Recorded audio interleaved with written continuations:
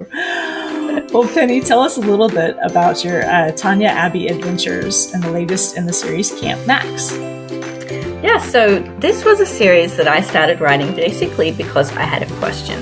And that question was, how on earth does your average 9-10-year-old child, how do they live out their faith in a realistic way that's not just about being good? Like, if our faith is just about being a good kid, then I think we're missing the mark. And so I wanted to kind of explore that idea, because I remember being about 9 and sort of my parents got, like, I think it was the Leprosy Mission magazine, and it came through, and I remember reading the stories in there thinking, I want to do something to help. But I was only 9 and I couldn't think of how could a 9-year-old do anything? I didn't have a job, I wasn't working at Teen Centre then. So how could I help with issues around the world? And I remember that real sense of hopelessness. And so when I came to writing this series of books, I wanted to address that feeling of hopelessness and be able to show kids through stories, fun stories, what could you do inspired by your faith to respond to the needs of the world, or just needs that you see around yourself. And so that's what inspired me to write this series. So basically the series of books is about a girl called Tanya Abbey, and she lives in Australia. Well, that's where I live, so that's why I thought I'd said it. And she is basically in each book trying to address those kinds of issues. So in the first book, she wants to raise money to buy a goat from a charity gift catalogue. You know those? Do you have those gift catalogues as well? We do. Where you might buy the thing, you don't get the thing, someone in another country. Yes. So she really wants to buy this $50 goat for somebody in another country, but she doesn't have enough money. She's only got enough money for the back leg of a goat. And so that's the name of that book. It's called The Back Leg of a Goat.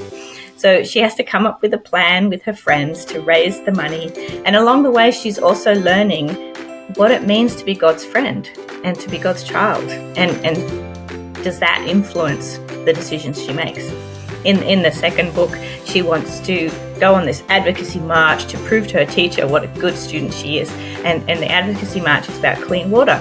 And her mum says, well, fine, you can go as long as you understand the issues. You can't just go to sort of impress your teacher. You've got to go because you understand.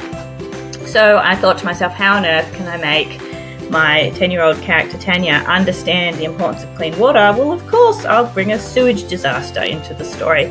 So there's an overflowing toilet and there's all this drama, and she finally understands why clean water is so important. So she can then go do this march, believing the issues and understanding the issues. And there's a faith theme that runs alongside that as well.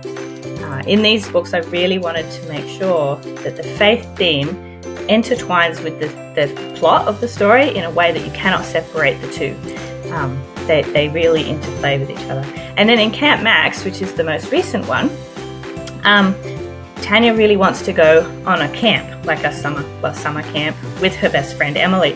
And so she's made all these plans and she's so keen to go on this camp with her friend. But then it turns out that Emily's parents, instead of saving the money so that Emily can pay for her camp ticket, the parents have given the money away to a hospice in another country. So Tanya's kind of got this sort of ethical dilemma going on here, where she can't really be cross with Emily's parents because they did a good thing, but now her friend can't go on camp with her. And so the two girls come up with the idea to enter a talent quest.